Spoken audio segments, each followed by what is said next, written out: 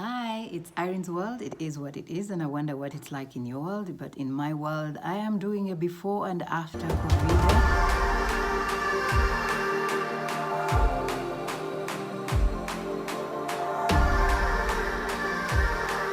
Well, Tuesday this week, cars were allowed back into town as we're easing out of the lockdown. I have been taking stock of my life before and my life after COVID, or should I say out of the lockdown, because COVID is still around, but I even forgot why we were in the lockdown, because the first few days were pretty much confusing, because routine had been taken away.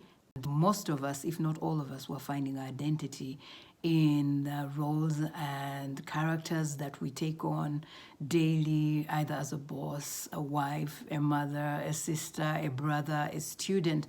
Now, when all that was taken away with the lockdown that just swept all over the world, I was put in a place where I had to actually think. And I've realized today, as we're easing out this week into what we have called the new normal, my life is not the same. I'm looking at my before and after. Definitely my thinking has changed. Definitely the way I perceive things has changed. And definitely the way I'll be relating with people has changed. What has changed for you? What new thinking have you come aware of? What new doing are you putting into place? That's the before and after that is going on in Irene's world today. Now, 3 experiences that I went through during the lockdown. Now we're easing out. There was a dying, there was a letting go, and there was a beholding. Dying to what? Dying to my routine, dying to the description of who I thought I was, dying to the identity I was getting from routine, and deciding to just live from the moment. And the words that came to me in that period was, be still and know that I am God. Now, previously, I would just sit and wait for an external God to come and whisk me away like a knight on a shining armor on a white horse. But the more I died to my identity that I got from routine, the more I became aware that the power of whatever I want to be my normal comes from within me, my thinking and feeling. Every day I would wake up and say, what do I want to do? I want to find peace. I want to make the right choices, and I want to enjoy this day to the fullest. I am going to do this.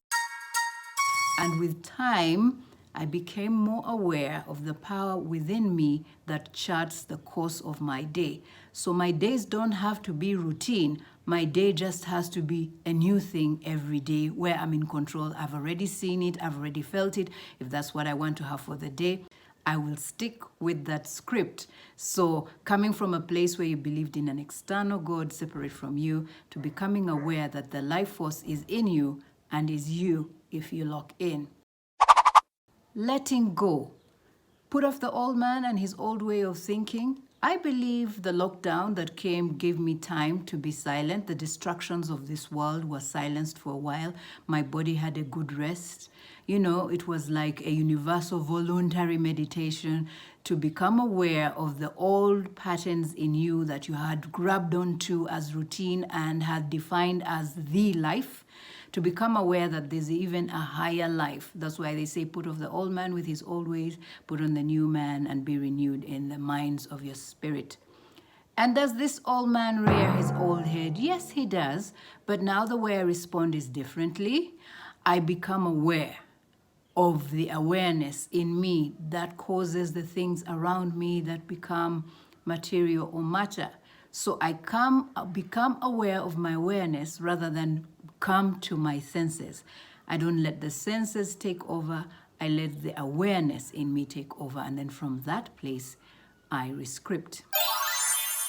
And number 3, beholding. For it says, behold, I do a new thing. It springs up. Do you perceive it not? And this new thing is not being done externally from me. It was being done from within me. It started with me waking up in the morning, and I decided for the first week to think about nothing, no work, nothing, just going about, what do I need? I need to eat. Yes, I need to cook. Yes, I need to oversee the online classes. I'll do just that. And then I started waking up in the mornings and locking my thoughts on someone who probably I was missing.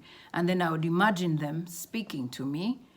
and I would wonder what was going on in their world. And 20, 15 minutes later, guess what? They would call you and say, oh, I was thinking about you and this is what I was thinking. First time I experienced that, it was a bit freaky. But I realized, like I said, I'm becoming aware of the life force in me, God in man, the Christ in every man, the life force. Getting to that place where I know whatever I am going to think and feel about deeply, I am causing to be real in my life. And I've become more cautious, so I behold of that life within me and take it with high regard and not just carelessly ignore the feelings that I have sometimes. Because at one time I thought about someone and a darting, painful, scary feeling went through my heart. And later on is when I had not so good news. But when I had the news, I chose to see them out of that situation they had fallen into.